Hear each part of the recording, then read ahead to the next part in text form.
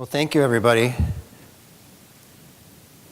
The title of my talk here, Dealing with Budgets and Cost Constraints. Everybody loves a budget, but thank you for coming to the last of the day of the conference. I'm also your chairman designee for the day. But this is not about a gotcha. This is about something that everyone actually does care about. A little bit about me. I'm senior IP counsel at Rockwell. Born and raised in Milwaukee. I'm an engineer by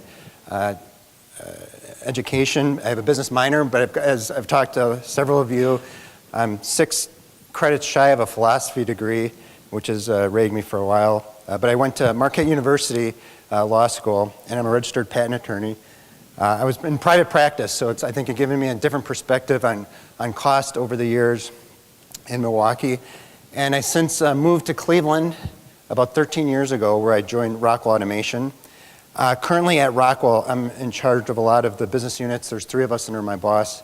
I've got a lot of the control and visualization, a lot of the drives, a lot of the motor control, but a lot of the software as well. I've got a lot of geographic overlay, so a lot of the work that we do in China.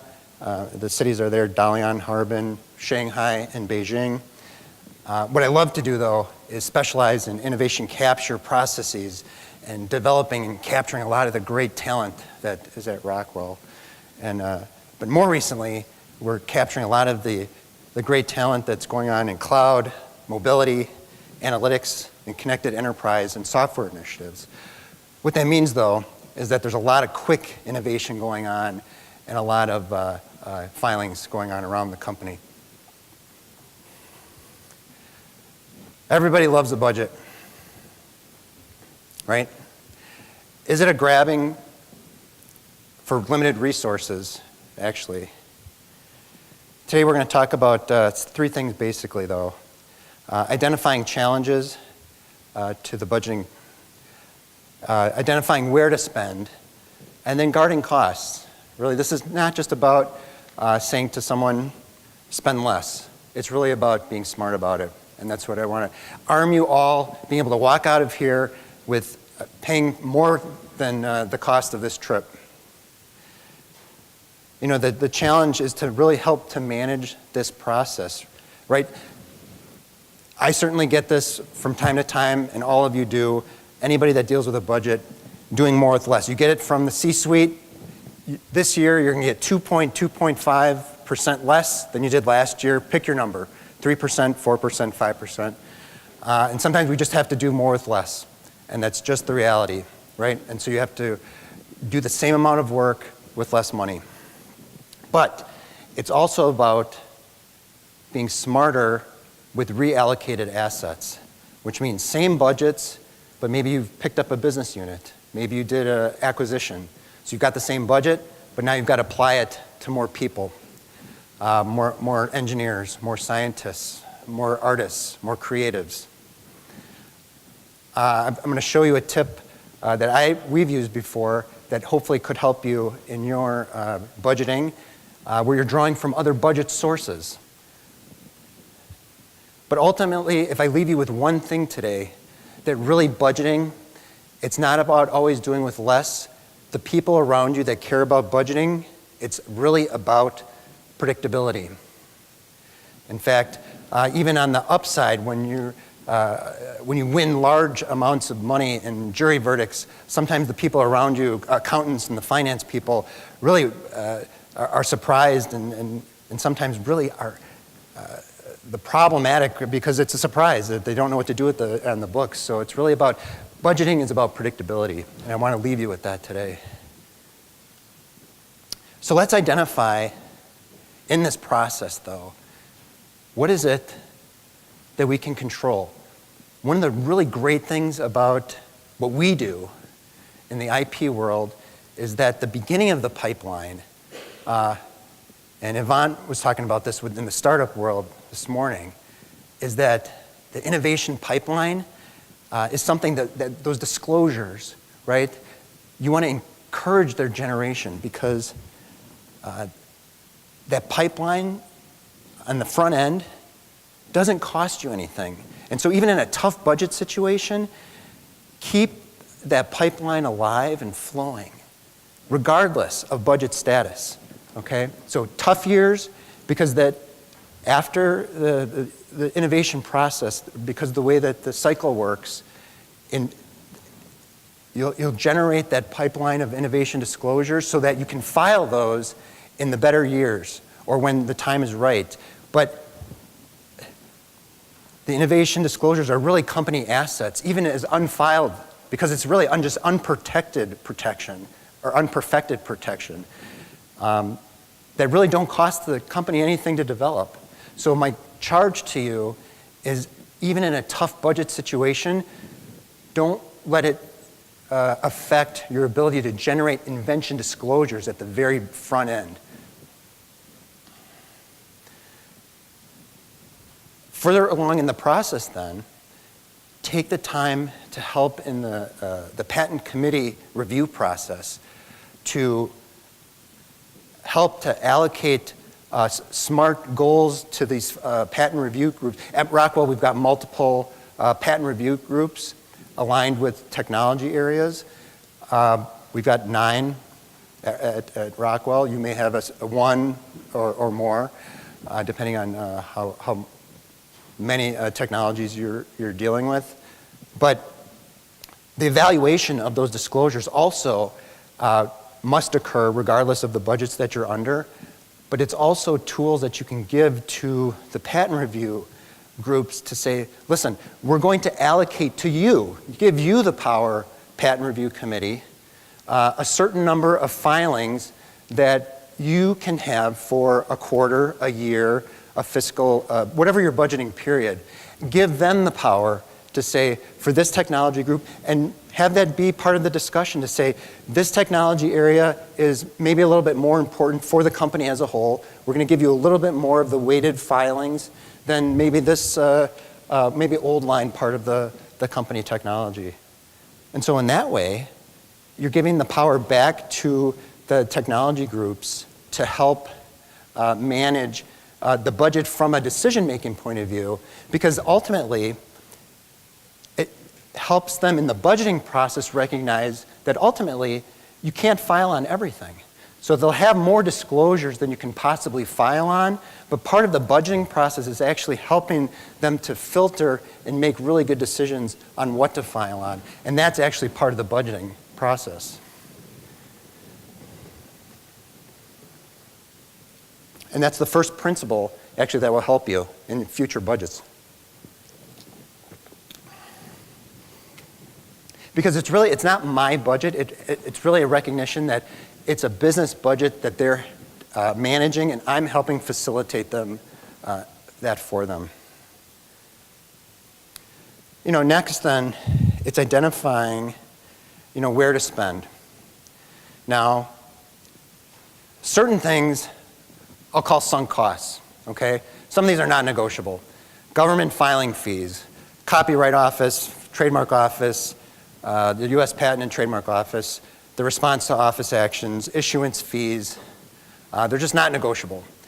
In fact, you might call them positive spend. The more you file, the more this category will grow, right? However, there is a basic question. As a sunk cost, as my portfolio exists today, right? What does my portfolio cost just to maintain my current protection without doing anything else? Before I file one patent application, my portfolio has a cost to keep it exactly where it is today. So before you have any budget discussion, there actually is a cost that your company has to maintain it as it is today. It could be, as in our case, in the millions before you actually get out of the gate.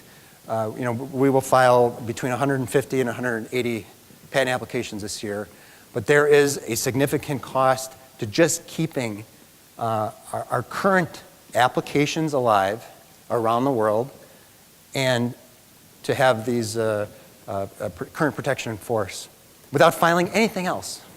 And that's a sophisticated conversation to have, because there's a huge lag behind filing today and getting protection in the years and years to come.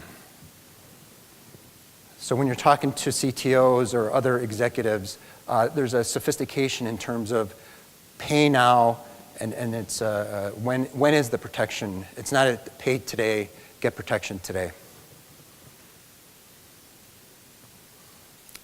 But in order to do that, you really do have to have visibility into your portfolio. You have to be able to say, what is it that I have today, right? In US, we file in Europe and Asia.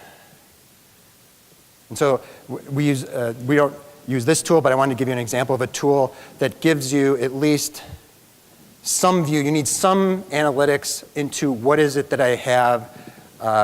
And I sit on many meetings where we're looking at data of this type, where you're saying, we're looking at the country data, what do I have today, where do we have these filings, and you have to have a richness of what do I have in my portfolio? Because in many cases, it kind of goes on automatic pilot. You get a lot of filings together, and in some cases, it's just, we pay it because it's there, and you don't really want to do that. You want to be able to sit down and intelligently look at what do I have before I ask for anything more on an ongoing basis. Okay, another way though that you can guard costs, and there's just no other way of getting around this, is flat fees. Now, I'm not telling you what that level of flat fee has to be, but flat fees or not to exceeds for certain work is one of the best budget predictive tools that you can do. And I'm talking about flat fees for patent preparation, right? And the way that we do it with our relationship providers is that I like to send similar patent applications to the same firms coming from the same inventors. They see the same people over and over again because, frankly, a lot of our applications come from the same groups of inventors. And so I will send similar technologies back to the same firms so that even though there's a flat fee for most of the applications, that they may be able to use certain parts of their specification. There may be some synergies there. So we try to group certain patent applications together to provide some value for those providers as well. We also provide flat fees for the office action responses, right? We also establish some complexity of responses. A substantive response is not the same as a restriction, a double patenting, a substantive response versus getting into Alice. A lot of good discussion this last couple days about Alice and 101. Some of these office action responses could be books. And I'm not saying what those flat fees have to be, but they should be established as a baseline for predictability, and then always put an exception path in there. I don't mind the calls to say, hey, Alex, this is, take a look at this office action. It's a doozy. We need some more money on this. Most of the time, that's not a problem. But at least we have a conversation about it, and that's fine. But it's not, happening all the time. And those fees can be changed year to year as part of the budgeting process. But when you've got 135 office actions coming in every month, and you're trying to respond to everything, especially around the world, you need at least some baseline of predictability. You do know the cadence of the number of things you're seeing from the trademark office and patent offices around the world, and you're at least able to establish what is my cadence of the number of responses that we're going to be responding to.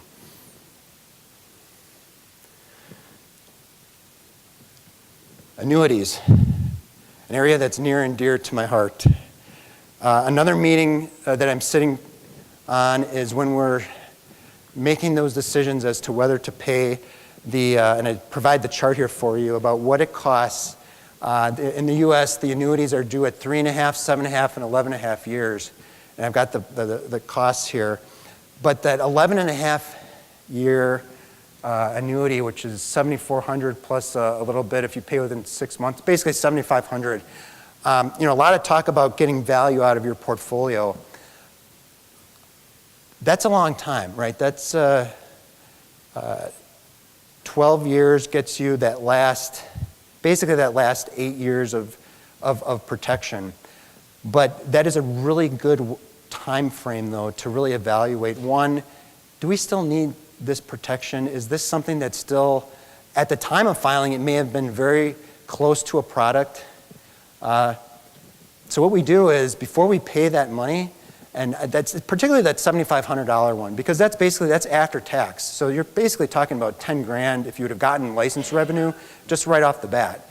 I could file a new patent application for about that with that kind of money, and I can recycle that in our patent program. So and we do this over and over and over again. So in a particular meeting, I may have 4 or 5 or 6 or 7 of those annuities in one sitting in just one patent review.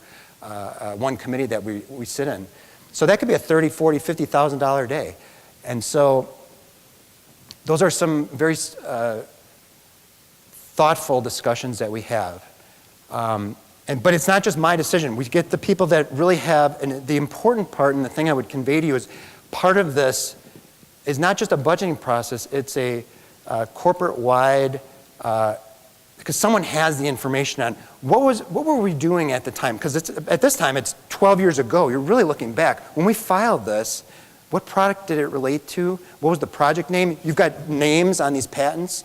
So who are the people involved? You have the corporate memory of, I remember these people. They were doing this work. This project. We closed that down. It's not really relevant anymore. We're not doing this anymore. Let's not pay the fee. That's like getting a $10,000 license right there without having to do anything else. And no risk to the company. So, we've had a lot of good discussion about core, non-core, and they're not always easy. But you get the best people you have in that room for a certain technology. And again, it's mostly the patent review committee, same, it'll vary company to company. But before I pay that $7,500, and even if the default, the easier thing is to pay it. But if you can save one in one meeting, depending on how big your portfolio is, that can really help you out.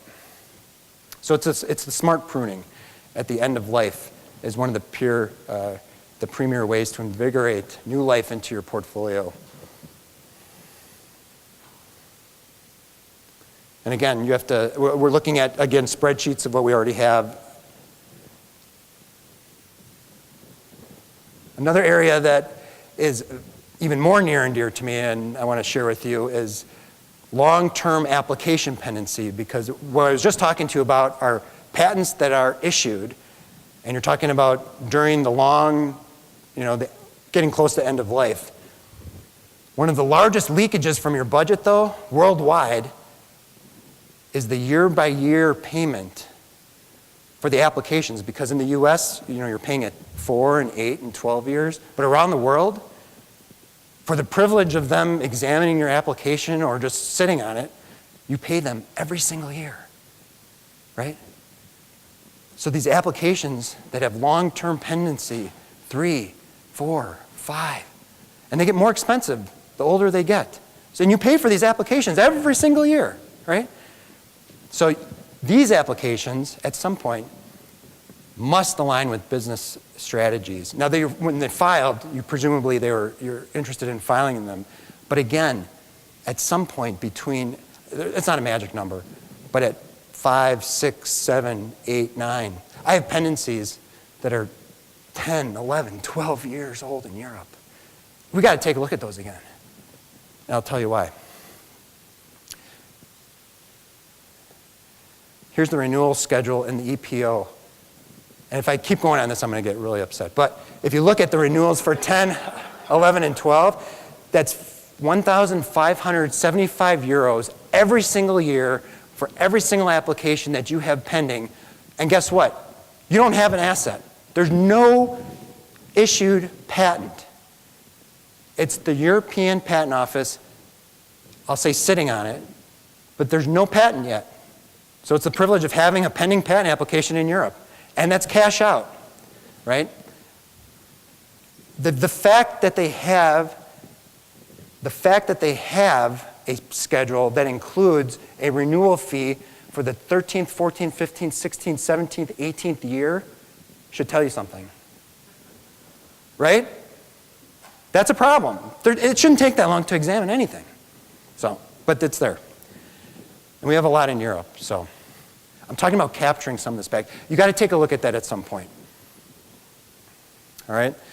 And what happens in Europe, just to share with you, after you do eventually get your patent, you nationalize it. For example, we do in France, Germany, and Great Britain. Then you get to pay those countries every year for the nationalization fees, but they go down. They're not as bad as in the EP. But it's also important to understand the total life of the matter, and that's what people want to understand, right? So a lot of these software products, again, it's really important to understand how much has this matter costed me, costed the company from beginning to end. Okay. We're in Vegas. We're going to talk about guarding costs, and some of these are hidden costs now that'll drain your budget faster than a nickel slot machine, okay? And because some of these things I was talking about things that you can't control. There are certain things that counsel does automatically or you instruct them to do, but they can end up in unbudgeted items, right? Divisional patent applications. There was an application that was filed in Europe, and because of the structure of the way that they work it out, it ended up, you have to capture all those annuities I was just talking about in those divisional applications. It was like a $21,000 application. Continuation patent applications, continuations in part, requests for continued examination. I call that roll the dice again, right? It's, we didn't have a lot of luck with the US Patent and Trademark Office, so we'll just roll the dice again. You're just kind of prolonging the process, right? How long are you going to do that? You're just... Extension fees. First month, second month, third month. These are ways that aren't always budgeted for. So you may see them on a bill, you may not. These are a lot of... none of these things are bad in of themselves, but you have to observe the cadence of this activity. You have to get insight into what's going on with it in order to gain clarity. Okay. This is one of the things I really want to share with you, particularly in an M&A context to help guard costs. And I call it internal budget baseball. And it's been helpful for us in the Office of General Counsel budgets, particularly when you're buying companies, right? You're buying assets. Because when you're buying an asset or you're buying a company, there's a cost. There's a recognition that there's a cost to buy what the company is purchasing.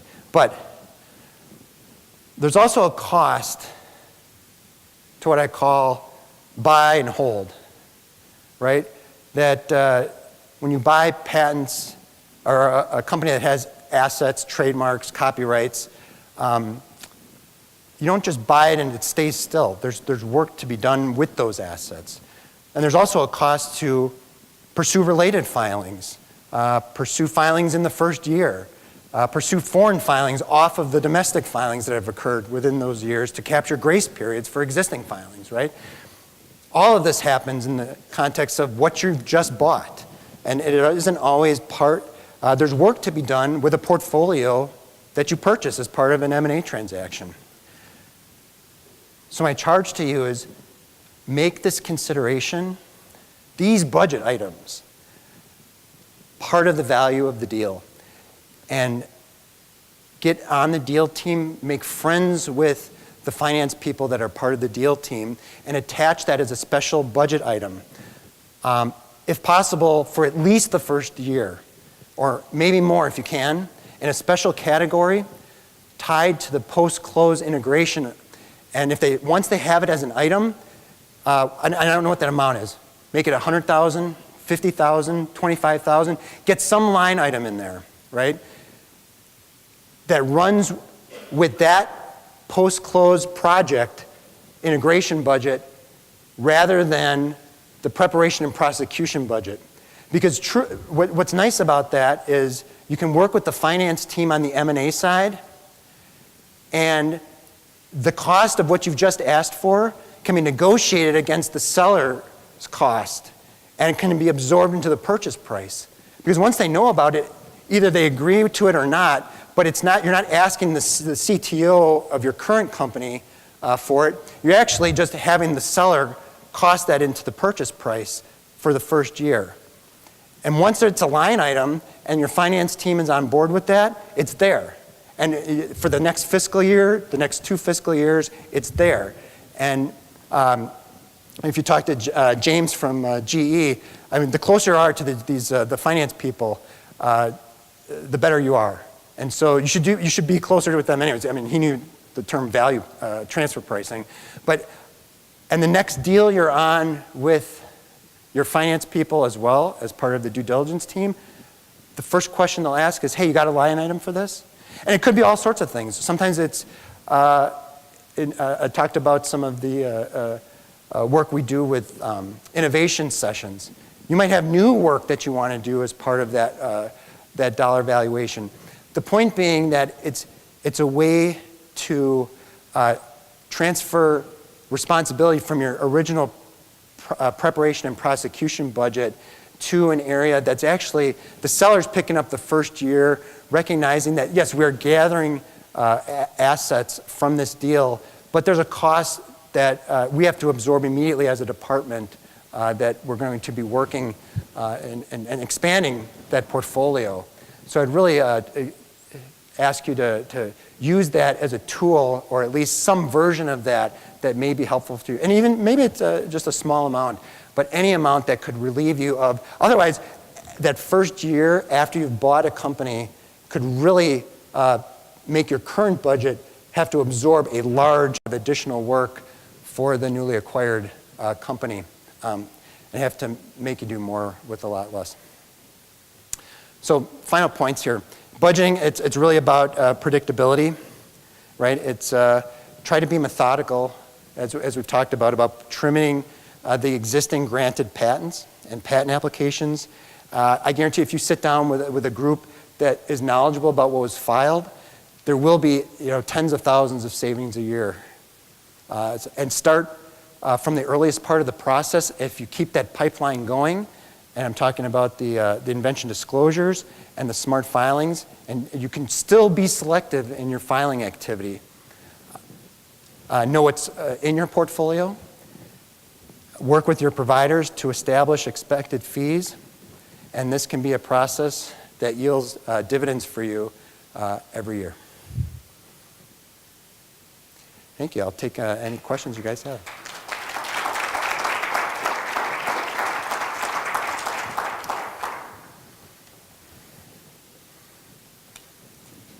Mm-hmm.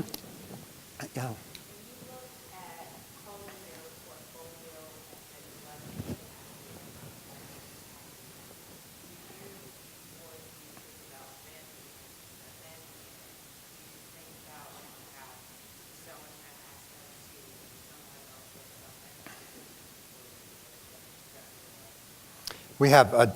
There's in some cases, we've put it in a category of a temporary, maybe a couple-year category of license or drop, or sell or drop, and put it into that next phase of put some effort around packaging it together. In many cases, we've put several filings together, bundled them up, put it out there to see if there are some interested parties, or we know that there may be some areas that we've had some interested parties in.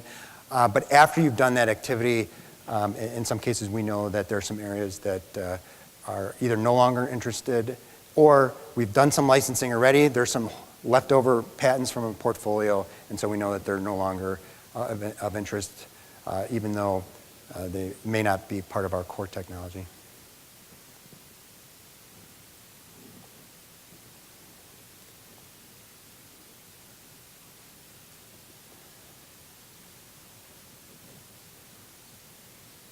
Yeah, okay, I'll take a little bit of a chairman's privilege then, a little bit before, but I want to thank you all very much as a closer. I've gotten to speak to a lot of you over the last few days, and I think there's a lot of great energy that's come from this conference, a lot of great ideas, a lot of great people from a lot of parts of, the parts of the practice, and I want to thank you for that. let's keep this conversation going. And I really think that there's some really fantastic people and really great walks of life. And thank you for that and the privilege of sharing your not only your legal minds but your stories. And I really appreciate that. So thank you for that.